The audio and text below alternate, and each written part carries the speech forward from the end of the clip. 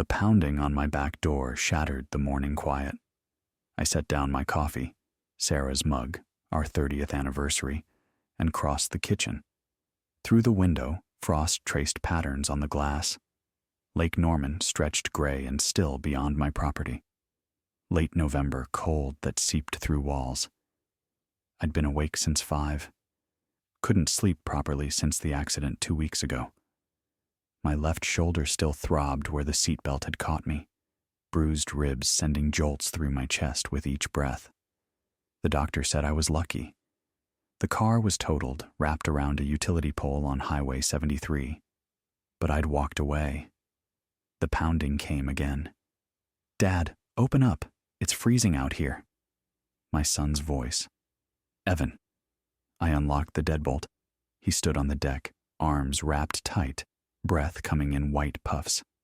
Behind him, Marcia leaned against the railing, hands in her jacket pockets, eyes scanning my property like she was taking inventory. "Evan, what are you doing here? It's not even 7. He pushed past me into the warmth, Marcia following. Neither asked how I was feeling. Neither mentioned the bruises still visible on my face. "We need to talk, Dad." Evan went straight to the coffee pot, pouring himself a cup without asking. Marcia stayed near the door, her presence filling the space in that way she had, like she owned every room she entered. "About what?" I lowered myself into the chair by the table, moving carefully. Evan glanced at Marcia. Something passed between them. He turned to face me, both hands wrapped around the mug. "About this place. About you living here alone. Dad, you almost died 2 weeks ago." "I'm fine. Few bruises, that's all." "You're not fine." Marcia's voice carried that edge of certainty she always had. "You fell asleep at the wheel, wrapped your car around a pole. At your age, Evan and I have been talking, and we think it's time to consider other options." "Other options?" I kept my voice level, neutral. 30 years as a forensic accountant had taught me the value of staying calm when something didn't add up. "What kind of options?" Evan set down his cup. "There are some really nice retirement communities in Charlotte. Closer to us. You'd have people around all day, activities, proper care if you need it." "I don't need care. I need coffee and quiet, which I had until about 10 minutes ago." "Dad, be serious." Marcia moved from the doorway, sat down across from me. "This house is too much for you. All this land, the maintenance, the isolation. You're an hour from the nearest hospital. What if something happens? What if you fall? What if there's another accident?" I studied my son's face, looking for the boy who used to sit at this same table doing homework while Sarah made dinner. That boy had loved this place, had spent every summer swimming in the lake. When had he started looking at it like a burden? "I'm not selling my home, Evan. We're not asking you to sell it." Marcia pulled out her phone, started scrolling. "We've been talking to a realtor in Charlotte. With the market the way it is, lakefront properties like this are selling for $725,000, maybe more. You bought this place for what, $60,000 back in the 80s? $72,000 in 1983. Sarah and I saved for 5 years." "Right." Marcia barely acknowledged the mention of my wife. "Point is, you're sitting on over $700,000. Money you could use to live somewhere safe, somewhere with medical staff on site. Evan and I are happy to help you through the process. In fact, I've already been in touch with an attorney about setting up a power of attorney arrangement. Just temporary, while you recover from the accident." Power of attorney. I took a slow breath, felt the ribs protest. "That's thoughtful of you, Marcia, but I don't need a power of attorney. I'm perfectly capable of managing my own affairs." "Dad, you're being stubborn." Evan's voice cracked. "We're trying to help you. We love you. We don't want to see you hurt again. Or living alone out here, wasting away." Marcia added, "It's not fair to Evan, worrying about you all the time." I looked at my son, really looked at him, the way he wouldn't meet my eyes. The way his fingers kept gripping and releasing the coffee mug. The way he stood slightly behind his wife, like a man seeking shelter. When did you two have time to talk to a realtor? The accident was only 2 weeks ago. Evan's face flushed. We've been concerned for a while now, since Mom died. That was 4 years ago, Dad. 4 years of you living out here alone. The accident just made it clear that we need to act. Act? I repeated the word, tasting it. Interesting choice of words. Look, we came here to help you. Marcia's patience was wearing thin. But if you want to be difficult about it, we can do this the hard way. Evan's your only child, your only family. The courts in North Carolina would listen to his concerns about his elderly father's safety and judgment. Marcia, Evan's voice held a warning. No, let her finish. I leaned back, ignoring the pain. I want to hear exactly what she's suggesting. Marcia smiled. It didn't reach her eyes. I'm suggesting we're trying to do this nicely, but there are legal avenues if an elderly person isn't capable of making sound decisions anymore, especially after trauma like a car accident, especially if they're refusing help from concerned family members. The threat was clear. Cooperate, or they'd try to have me declared incompetent. I stood up slowly, steadying myself against the table. I think you should both leave now. Dad, please.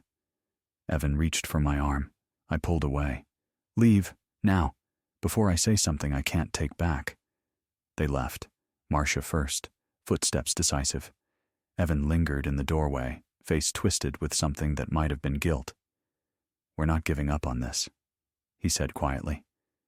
Then he was gone. I stood alone in my kitchen, coffee gone, cold, and felt the first real stirring of fear. Not fear of being alone or of managing the house. Fear of what I'd just seen in my son's eyes, the calculation, the certainty. The way he and Marcia had rehearsed this conversation like lines from a script. I picked up my phone and opened the calendar, scrolled back 2 weeks to the day of the accident. I'd been driving home from Mooresville, where I'd gone to pick up supplies at the hardware store. 2 o'clock in the afternoon, broad daylight. I'd had 1 cup of coffee that morning. 1 cup, and I'd felt fine until suddenly I wasn't. Until the world went gray and spinny, and I was waking up with paramedics shining lights in my eyes. Fell asleep at the wheel, the state trooper had written in his report. No other vehicles involved, no witnesses. The stretch of highway where I'd crashed was rural, isolated. But I hadn't fallen asleep. I remembered feeling strange, feeling wrong. Remembered pulling over, or trying to pull over. And then nothing. I went to the bathroom cabinet where I kept my daily vitamins. The bottle was the same one I'd been using for months, a generic multivitamin from CVS. I shook a few out into my palm. They looked right. Same beige color, same size. But when I looked closer at the label, something was off. The expiration date was printed crooked, slightly smudged. I grabbed my reading glasses, examined it under the light. The label was a printout, not the original. Someone had made a replica label, printed it on sticker paper, placed it over the real one. I Googled the pill markings. Not multivitamins. Zolpidem. Generic Ambien. Someone had emptied my vitamin bottle and replaced the contents with sleeping pills, then relabeled it so I wouldn't notice. I'd been taking them every morning with breakfast for weeks, wondering why I felt so tired during the day. The morning of the accident, I'd taken 2 pills instead of 1, then gotten in my car. In my office, I pulled up bank statements. Checking and savings looked normal. But when I accessed my life insurance policy online, I saw something I hadn't noticed before. The beneficiary had been changed 3 months ago. Used to be the Lake Norman Conservation Trust, per Sarah's wishes. Now it was Evan. I hadn't changed it. I pulled up my email, searched for the insurance company, found a password reset notification from September, clicked the link. It took me to a phishing site, 1 letter off from the real URL. Someone had accessed my life insurance policy and changed the beneficiary. If I died, Evan would get $500,000 on top of the house. My phone buzzed. A text from Evan. Dad, please think about what we said. We only want what's best for you. We love you. I stared at the words, "We love you," that suddenly felt hollow. Then I opened my contacts and scrolled to a name I hadn't called in 5 years. Thomas Chen, former colleague from my days at the Securities and Exchange Commission. We'd worked together on fraud cases, tracking money through shell corporations and offshore accounts. He answered on the third ring. David, that really you? Yeah, it's me. I need a favor, a big one. Name it. I need you to do a background check. Financial records, credit reports, court filings, everything you can find. On who? I took a breath, felt the ribs pull. My daughter-in-law, Marcia Brennan Thornton. Tom was quiet for a moment. This official or personal? Personal, very personal. But Tom, I need it fast and I need it quiet. You want to tell me what this is about? Not yet, maybe never. Can you do it? Give me 5 days. I still have friends at FinCEN who owe me favors. Court records I can access tonight, but the financial deep dive takes time. Thanks, Tom. David, be careful. When you investigate family, you always find something. Question is whether you can live with knowing it. Some things, once you see them, you can't unsee. And sometimes ignorance is the only thing keeping a family together. He was right, of course, but I'd already seen too much to go back. The phone rang again. Not my cell this time. The landline, the old rotary phone Sarah had insisted on keeping. I picked it up. Mr. Thornton? A woman's voice, professional, slightly nervous. This is Jennifer Wu from McAllister Realty. I hope I'm not calling too early. I wanted to follow up on the inquiry your daughter-in-law made about your property on Lake Norman. She mentioned you might be interested in listing soon, and I wanted to reach out directly to discuss options. My hand tightened on the receiver. Marcia contacted you? Yes, about 3 weeks ago. She said you'd had a health scare and were considering downsizing. She wanted information about the listing process, paperwork requirements. She even asked about expedited closing procedures. 3 weeks ago, before my accident. I see. Thank you for calling, Miss Wu, but I'm not interested in selling. Oh. Marcia seemed quite certain. You assumed wrong. I'm not selling. Not now. Not anytime soon. And if Marcia contacts you again about my property, you tell her the owner has no interest and no authorization has been given. I hung up. 3 weeks before my accident, Marcia was already talking to realtors. 3 months before that, someone accessed my life insurance and changed the beneficiary. I stood there in my office, phone still in my hand, as pieces started falling into place like numbers in a ledger finally balancing. I could delete Tom's number, pretend I'd never noticed the insurance change or the realtor call, let Evan and Marcia have the house when I died. Families forgive worse things, don't they? Sarah would want me to forgive him. Except Sarah was the one who taught me that love without boundaries isn't love, it's enabling. She'd said that when Evan failed out of his first semester at UNC, when he wanted us to pay for a second try without showing us he'd changed. Sometimes the most loving thing you can do, she'd said, is let them face consequences. I looked at Tom's name in my contacts, then I pressed call again. Tom, one more thing. Can you check Ring doorbell footage recovery? I need to know how far back the cloud storage goes. If you've got the premium subscription, it's 6 months. Basic is 60 days. I've got premium. Evan set it up last year. I pulled up the Ring app on my phone, scrolled back through 3 months of footage, found what I was looking for on September 15th. Marcia, letting herself in through the back door while I was out. She was inside for 12 minutes. The life insurance beneficiary had been changed on September 16th. I saved the footage to my laptop. That night, I couldn't sleep. Kept thinking about something Sarah used to say when I'd work late on a case, obsessing over evidence. Sometimes the hardest part isn't finding the truth. It's living with it once you do. She'd been talking about fraud cases then, corporate criminals, money laundering, people who destroyed strangers for profit. I don't think she ever imagined I'd need that wisdom for our own son. 4 days later, Tom called from a Raleigh number. "David, you sitting down?" "Tell me." His voice was grim. "Your daughter-in-law is in deep. I'm talking $180,000 in credit card debt, another $125,000 in business loans. She took out a second mortgage on their house last year, $95,000, and she's 3 payments behind. The bank's threatening foreclosure." Jesus. It gets worse. There's a court filing from 6 months ago. A former business partner is suing her for breach of contract and fraud. Claims Marcia sold vehicles with undisclosed damage, pocketed the money, left him holding the liability. Trial's set for January. If she loses, she's looking at another $200,000 in damages. Total potential liability, $600,000. So she's desperate.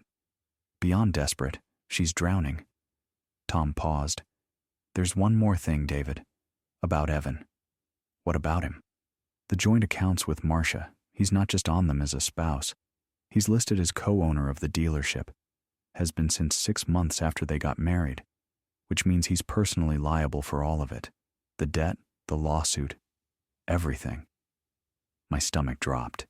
He told me he just worked there, said Marcia owned it.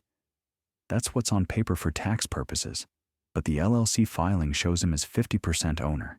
He signed the business loans. He's on the title for the inventory. "David, if this goes south, he doesn't just lose his wife's business. He loses everything he owns, including any inheritance." I sat down slowly. So, this wasn't just about Marcia being desperate. No, your son was desperate too. Has been for at least a year. The room tilted slightly. I'd been so focused on Marcia as the villain that I'd missed it. Evan wasn't the weak husband manipulated into crime. He was a co-conspirator with equal motive. "Thanks, Tom." "I'm sorry, David. I know this isn't what you wanted to hear." "No," I said quietly, "but it's what I needed to know."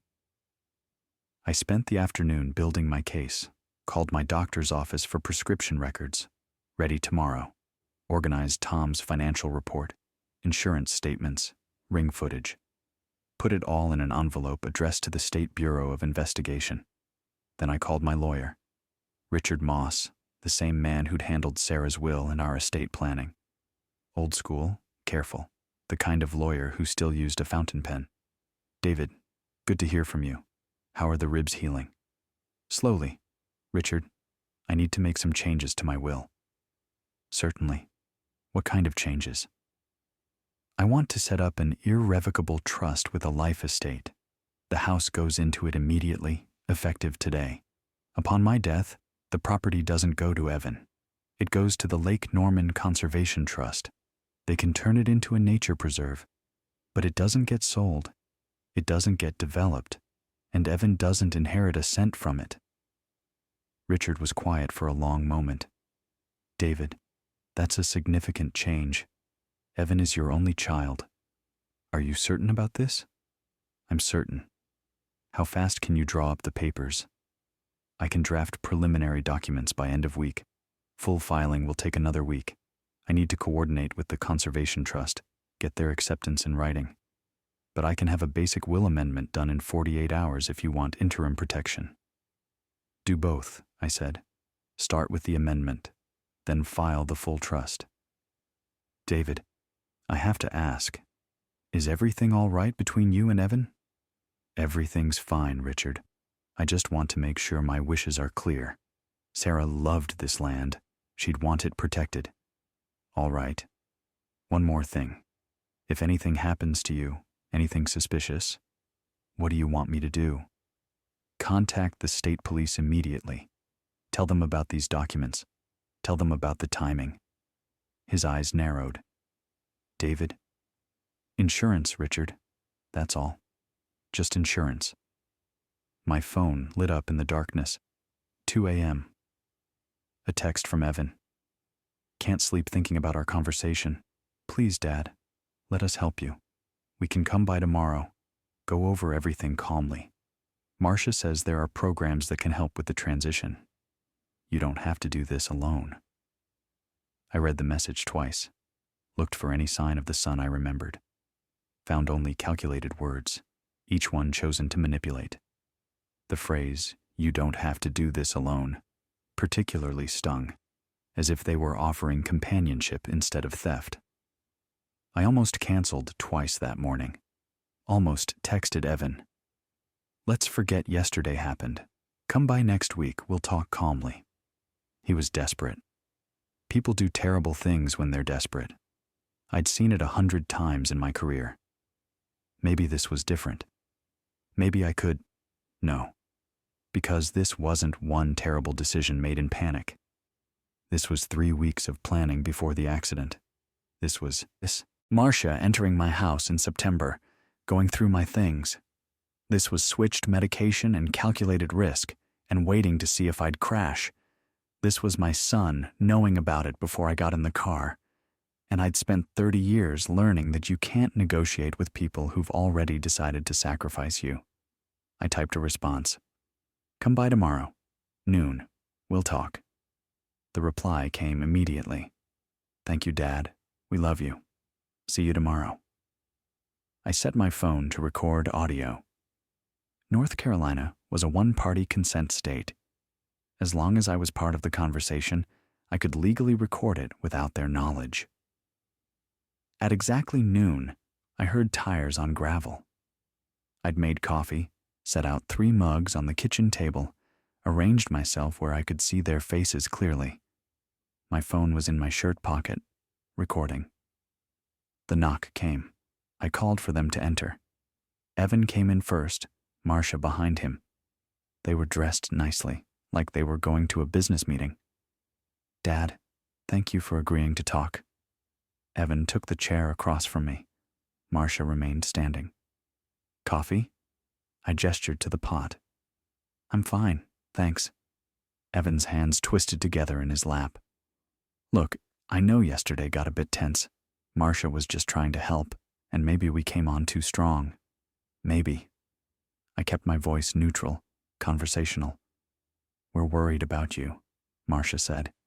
She'd moved to the window, looking out at the lake. That's all this is. Concern from family. The accident scared us, David. We don't want to see you get hurt again. Interesting choice of words. See me get hurt again. As if you're worried about a repeat occurrence. Evan's eyes flickered. What do you mean? I mean, Marcia here was talking to realtors about selling my house 3 weeks before my accident, before there was any reason to think I needed to move. Isn't that right, Marcia? She turned from the window. Her face had gone carefully blank. I was just gathering information, being proactive. Proactive, like how someone was proactive enough to access my life insurance account 3 months ago and change the beneficiary from the conservation trust to Evan. Like how someone who had a key to my house might have been proactive enough to replace my vitamins with sleeping pills. The silence in the kitchen was absolute. Evan had gone pale. Marcia's jaw tightened. Dad, what are you talking about? I pulled out my phone, opened the photo I'd taken of the vitamin bottle with the fake label, slid it across the table. Someone made a replica label, printed it on sticker paper, and covered the real one. Inside aren't vitamins. They're Ambien. I've been taking them every morning for weeks. The morning of the accident, I took 2 instead of 1, then got in my car. That's insane. Marcia's voice had gone cold. You're suggesting we tried to hurt you? I'm stating facts. I pulled out the folder, laid it on the table. Tom Chen, my former colleague at the SEC, ran your financials, Marcia. You're bankrupt. 400,000 in debt, business failing, lawsuit pending. And Evan's not just your husband. He's 50% owner of that dealership. He's personally liable for all of it. You both need money desperately. and I'm worth over $1 million between this house and my life insurance. Money that would solve all your problems. Evan stood up, chair scraping. Dad, stop. You don't know what you're saying. You're confused. I'm not confused, Evan. I remained seated, kept my voice level. I'm angry and disappointed, but not confused. I opened the folder, pulled out a printout, slid it across the table. Ring doorbell footage, September 15th. Marcia letting herself into my house while I was out. 12 minutes later, she leaves. The next day, my life insurance beneficiary is changed. Marcia moved fast. She crossed the kitchen in 3 steps, leaning down so her face was inches from mine. You can't prove any of this.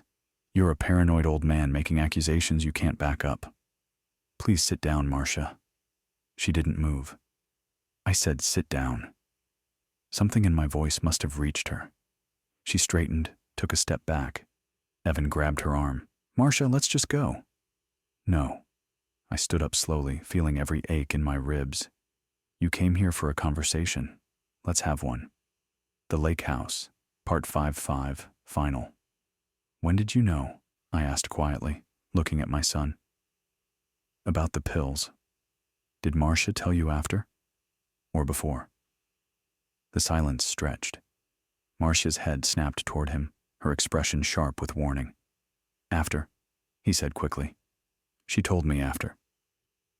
I pulled out my phone, scrolled through my emails, found the one I'd been looking for, turned the screen toward him.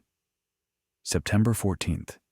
Email from Marcia to you, forwarded to me by Tom's contact. He takes his vitamins around 7 a.m. before driving anywhere. We need to time this right. Don't call me tomorrow morning in case he checks phone records. Evan's face went white. September 14th was the day before she came to my house, the day before the pills were switched. You knew before, Evan. You knew what she was planning, and you didn't stop her. You didn't warn me. You let me drive away that morning. Dad, did you ask her to do it? Or did you just agree when she suggested it? Marcia stood up fast, her chair scraping. We're leaving. But Evan stayed seated, staring at his hands. When he finally spoke, his voice was barely a whisper. I didn't ask her to. But when she told me the plan, I didn't say no. There it was, the truth I'd been avoiding. Not a man manipulated by his wife. A man who'd made a choice, who'd chosen money over his father's life and had been living with that choice for 2 weeks. I picked up the key from the table. Brass, worn smooth from 16 years of use. I remembered the day I'd given it to him, his 16th birthday. Sarah had woken up early to make his favorite breakfast, blueberry pancakes with too much syrup. He's growing up so fast, she'd whispered that night as we stood in this same kitchen, washing dishes. Promise me if something ever happens to me, you'll protect him, even from himself. I'd promised, kept that promise through bad grades, through the DUI when he was 19, through the marriage to Marcia that Sarah had warned me about in her final weeks. She's not right for him, David. She looks at him like he's a means to an end. Sarah had been right. She was always right. Some promises cost more than we know when we make them. I spoke to my lawyer 2 days ago, I said. The house is now in an irrevocable trust with a life estate. When I die, it doesn't go to Evan. It goes to the Lake Norman Conservation Trust. They'll turn it into a nature preserve. The house, the land, all of it, protected forever. Evan's face crumpled. Dad, no, you can't. I already did. The documents are filed. Nothing you do to me now changes that. You can't sell it. You can't develop it. You can't touch it. All that money you were counting on? Gone. You spiteful. Marcia started. Careful. I've also documented everything I've discovered. Your financial situation, the suspicious timing, the switched medication, the phishing email, the ring footage, the realtor contact. It's all in an envelope addressed to the State Bureau of Investigation. If anything happens to me, anything at all, My lawyer has instructions to send it immediately. And trust me, they'll investigate, especially once they hear this recording of you threatening me. I pulled my phone from my pocket, held it up so they could see the recording app still running. North Carolina is a one-party consent state. This recording is perfectly legal. There is no pattern, Evan said desperately. Dad, you're wrong about this. About all of it. Am I? Then explain the email. Explain why Marcia was in my house the day before my insurance was changed. Explain why you didn't stop her. He opened his mouth, closed it. I saw the moment he realized I knew everything. Saw the hope drain from his face. I want you both to leave now. And Evan, leave your key to the house on the table. Dad, your key now. He fumbled with his keyring, hands shaking. Pulled off the brass key, the one I'd given him when he turned 16, the same year Sarah taught him to drive. Laid it on the table like he was laying down a weapon. I'm sorry, he whispered. I'm so sorry. We were desperate. The business, the lawsuit, the debt. We didn't know what else to do. You could have asked me for help. You could have been honest. Instead, you tried to rob me. Worse, you tried to kill me. We never wanted to hurt you, Marcia said, but her voice lacked conviction. Get out. They left. Through the window, I watched their car pull away, gravel spraying from the tires. Watched until it disappeared around the curve. Then I sat down at my kitchen table, in the house that Sarah and I had built a life in, and felt every one of my 68 years settle onto my shoulders. 3 months later. The email from Tom arrived on a Tuesday morning. Subject line, Justice Served. I opened it standing at the kitchen window, coffee in hand, watching ice form along the edges of Lake Norman. Marcia Brennan Thornton indicted on insurance fraud, conspiracy to commit assault, and elder exploitation. Trial set for March. DA says your evidence made the case. Thought you'd want to know.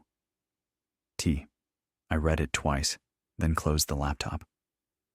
Another email sat in my inbox from an address I didn't recognize. I'd been staring at it for 3 days. Finally, I clicked. Dad, I know you won't forgive me. I don't deserve it. Marcia filed for divorce the day after she was indicted. Took the dealership. Left me with the debt. She planned everything from the start. The pills, the timing. Even contacted that realtor before she told me what she was doing. I was too weak to stop her. Too scared of losing everything. So I lost you instead. I'm sorry. I'm so sorry. E. I closed the email without responding. Outside, February ice crusted the shoreline. The Lake Norman Conservation Trust had already sent surveyors last month. Come spring, they'd begin the work of converting the property. Educational programs, nature preserve, public access to the trails Sarah and I used to hike. Exactly what she wanted. Exactly what cost me my son. I poured myself 2 fingers of bourbon, the Blantons Tom had brought when he visited last month. Sat on the back deck in the cold, collar turned up against the wind, watching gray water lap against gray ice. The house was warm behind me, secure, protected forever, empty. I'd won. Marcia would go to prison. The land was preserved. Sarah's legacy lived on. Everything I'd fought for, I'd achieved. And all it cost was believing my son could love me more than he feared losing money. Some victories taste like this. Bitter going down, burning all the way to the bottom, leaving you alone with nothing but the knowledge that you were right. I raised my glass to the lake, to Sarah, to the boy Evan used to be before fear turned him into someone I didn't recognize. Then I sat with my triumph and my solitude and waited for spring. Winter, I'd learned, always lasted longer than you thought it would.